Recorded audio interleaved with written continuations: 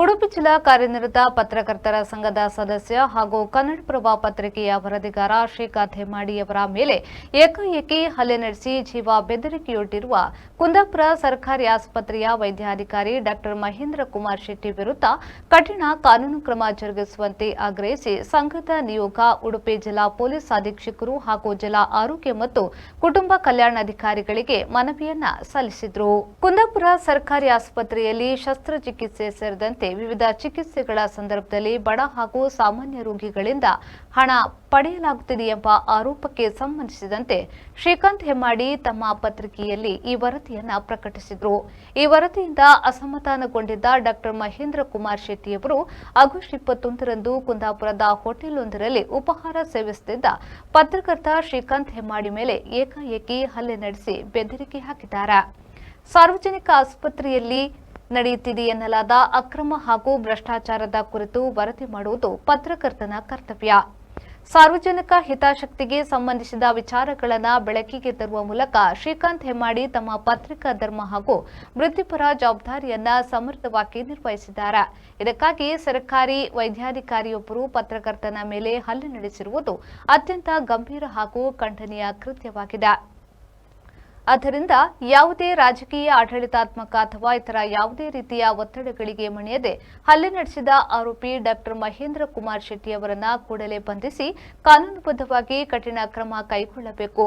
ಮುಂದಿನ ದಿನಗಳಲ್ಲಿ ಇಂತಹ ಘಟನೆಗಳು ಮರುಕಳಿಸದಂತೆ ಪೊಲೀಸರು ಕಟ್ಟುನಿಟ್ಟಿನ ಕ್ರಮ ಕೈಗೊಳ್ಳಬೇಕು ಎಂದು ಉಡುಪಿ ಜಿಲ್ಲಾ ಪತ್ರಕರ್ತರ ಸಂಘ ಆಗ್ರಹಿಸಿದೆ.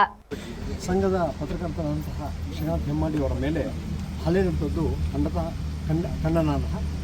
ಈ ಬಗ್ಗೆ ನಾವು ಈಗಾಗಲೇ ನಮ್ಮ ರಾಜ್ಯ ಸಂಘದ ಅಧ್ಯಕ್ಷರ ಗಮನಕ್ಕೆ ತಗೊಂಡು ಬಂದಿದ್ದೇನೆ.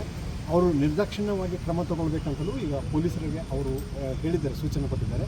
ಆ ಪ್ರಕಾರ ನಾವು ಜಿಲ್ಲಾ ಸಂಘದವರು ಇವತ್ತು ಎಲ್ಲರೂ ಸಹ ಕನಿಷ್ಠ 75 ಪತ್ರಕರ್ತರು ಇಲ್ಲಿ ಬಂದು ನಾವು SP ಅವರಿಗೆ ಹಾಗೂ ಜಿಲ್ಲಾ ಆರೋಗ್ಯಾಧಿಕಾರಿಗಳಿಗೂ ಸಹ ಮನವಿ ಪತ್ರವನ್ನು ಅರ್ಪಿಸಿದ್ದೇವೆ. ಈ ಕುರಿತಂತೆ ಪ್ರಕರಣ ದಾಖಲಾಗಿದೆ ಮತ್ತು ಅದನ್ನು ಶೀಘ್ರಗತಿಯಲ್ಲಿ ಫಾಸ್ಟ್ ಟ್ರ್ಯಾಕ್ ಕೋರ್ಟ್ನಲ್ಲಿ ಅದನ್ನು ಅತಿ ಶೀಘ್ರವಾಗಿ ಇತ್ಯರ್ಥ ಮಾಡುವುದಾಗಿ SP ಅವರು ಭರವಸೆ ಕೊಟ್ಟಿದ್ದಾರೆ. ಅದಕ್ಕೆ ಈ ಕೇಸು ಇಮಿಡಿಯೇಟ್ಲಿ ನಾನು ಇವರಿಗೆ ಹೇಳಿದೆ, ಇನ್ಸ್ಪೆಕ್ಟರ್ಗೆ ಹೇಳಿದೆ, ಕೂಡಲೇ ತನಿಖೆ ಮಾಡಿ ಆದಷ್ಟು ಬೇಗ ಚಾರ್ಜ್ ಶೀಟ್ ಮಾಡಿ ಕಾನೂನು ಮುಂದೆ ತರುವಂಥ ಪ್ರೊಸೆಸ್ ಏನಿದೆ you will do it immediately without any delay.